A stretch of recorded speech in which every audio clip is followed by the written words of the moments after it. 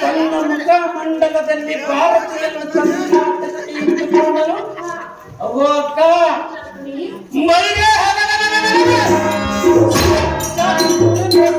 ಗಂಗೆಯನ್ನು ತಂದು ತನ್ನ ಜಡೆಯೋಳು ಯಾತಕ್ಕೆ ಧರಿಸಿಕೊಂಡನು.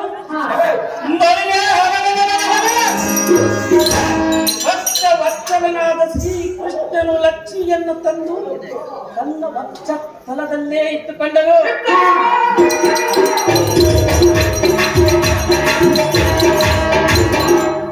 ಅವ್ವ ಅಕ್ಕ ಇಂಥವರೇ ಈ ಪರಿ ಮಾತ ಬಗ್ಗೆ ನಮ್ಮಂತವರು ಪಾಡಿಯನ ಅಕ್ಕ.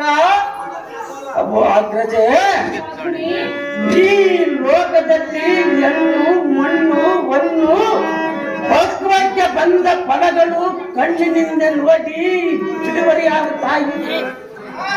ಇದಕ್ಕೆ ಆಲಸ್ಯ ಮಾಡದ ಈ ಸತಿಮಣಿಗಳು ಎಲ್ಲಿಗೆ ವಶ ಮಾಡಿ ಕೊಡಬೇಕಂತ ನಿನ್ನ ಪಾದ ಪತ್ನಂಗಳಿಗೆ ವಂದಿಸುವನಮ್ಮ ಅಕ್ಕಯ್ಯ.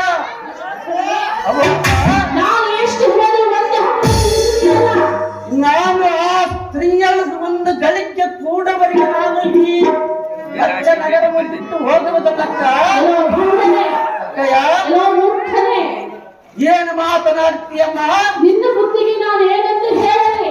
ಚಿಕ್ಕವನಿದ್ದಾಗಲೇ ನನ್ನನ್ನು ಸಾಕಿ ನೀನು ಒಂದು ಹೆಣ್ಣು ವಶ ಮಾಡಿಕೊಡಬಂದರೆ ಎನ್ನನ್ನು ಮುಖ್ಯಾಂತಿ ಅಕ್ಕ. ಬೇರೆ ಸ್ತ್ರೀಯರ ಬಯಸುವಂತ ಹೇಳಿರುವುದಲ್ಲ.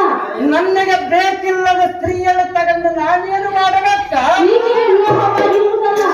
ಇವಾಗ ಹಾಗೇ ಈ ಸುಂದರ ಸ್ತ್ರೀಯರು ಸುಂದರವಾಗಿ ಇರುವುದಕ್ಕೆ ನಾನು ಕೇಳುವನಕ್ಕ. ಸುಂದರವಾಗಿರುವಂತೆ ಹೇಳಿದೆಯಲ್ಲ ವಿಶಾಖನಿ, ಬೇರೆ ಸ್ತ್ರೀಯರು ಸುಂದರವಾಗಿಲ್ಲವೇ?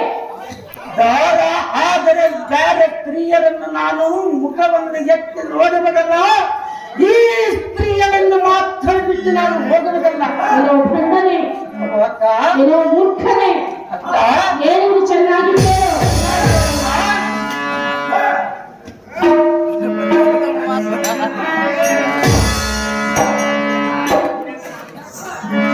ಸಖೇನ